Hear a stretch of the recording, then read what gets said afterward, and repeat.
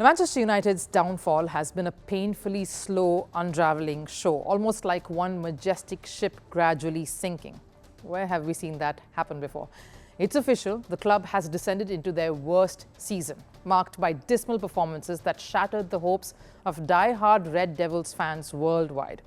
And every match has nudged their journey towards rock bottom.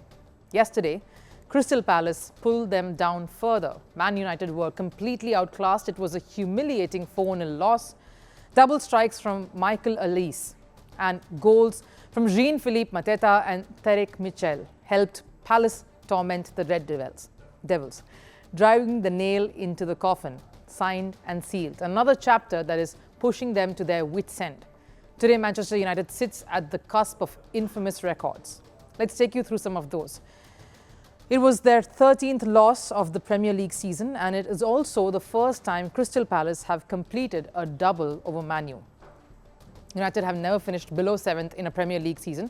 They will manage to do that this time, and this season they have conceded 81 goals across all competitions, matching their worst record in terms of goals conceded since 1976. This defeat leaves them in the 8th position at present, diminishing their chances of missing out on a European place for next season. That is hanging by a thread now.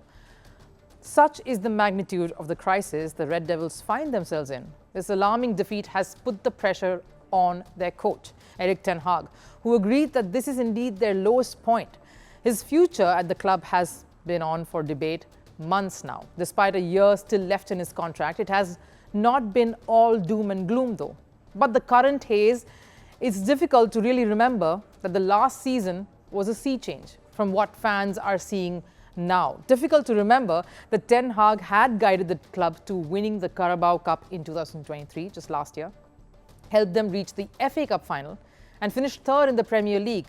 But the man is still stubborn despite the turnaround that this season is witnessing. He still points to the team and blames them for this debacle. As always, has a lot of work, and yeah, it sounds a little bit like well, it's normal, but it is normal that when you go in a transfer window, but yeah, the injuries have a big impact. So we know also we are still below the levels from the expectations that Manchester United has. So we have to catch up, and I'm now going into my 5th window. I think 2 windows were quite okay, 2 windows we missed. Yeah, and we have to make new improvements into this summer. But also there is a base in this squad, which is very good. And yeah, definitely the injuries have a big impact on our season. Bruno Fernandes, Harry Maguire and Scott McTominay were among the absentees during Crystal Palace's match. Meanwhile, at least 6 defenders were all absent last month ahead of the club's Premier League visit to Bournemouth. But these reasons don't fully account for the consistently poor performances that the team has put in. Ten Hag says that the team was hammered by Crystal Palace. Former footballer and now commentator Jamie Carragher says the defeat is an utter embarrassment. It does look like the team is at one side and Ten Hag is at the other end. They aren't seeing eye to eye through this season, and that just can't do well for Manchester United. The question is, can Ten Hag come out of this unscathed? How long can he push the inevitable? As each lackluster performance chips away from his hand, the writing on the wall becomes clearer. His prospect of remaining at the club is definitely dwindling. And that loss has surely rankled fans even more. If the memes and the rants of the last few months were not enough, the anger and ire towards Ten Hag is real. After the game concluded last night, fans at the stands sang in unison. Listen in.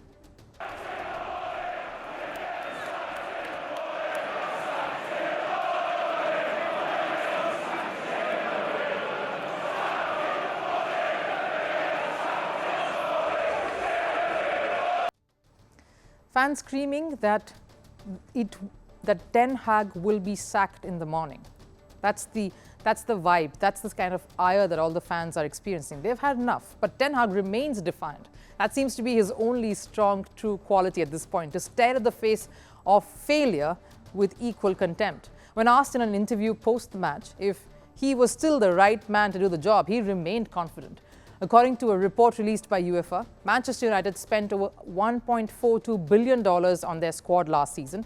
It included big money transfers like Anthony, Jadon Sancho and Casemiro, all of whom have been underwhelming this season.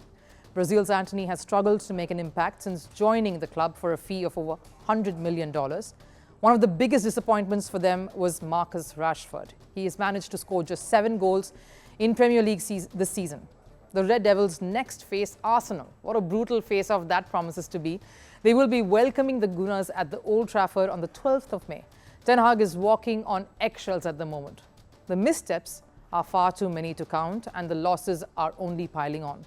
He doesn't have the faith in his team and it doesn't work either way. And the question is, what is Ratcliffe and the new management's next plan of action? Because fans are only getting edgier by each passing game. First Post puts the spotlight on Africa. We report from across the continent, rewriting the narrative. Stories of hope and progress. Amid coups, conflicts, and climate crisis. The challenges are many, but so are the opportunities. Trying to do what benefits the majority of citizens. Tracking the world's second largest continent. Launching soon.